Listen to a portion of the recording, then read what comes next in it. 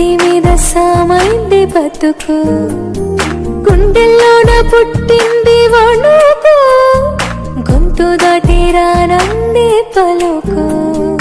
ఓరి దేవుడా ఇంత కోపమా నా పైన నీకు, చెప్పాలంటే అంత సులభమా శక్తిని నాకు. ఇక ఒక్క పూటైనా నేనోర్చుకోగలనా,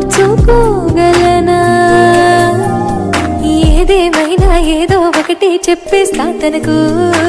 ఎంత చిత్రం కదా, ఒక్క చూపుకే ఒరిగిపోయా.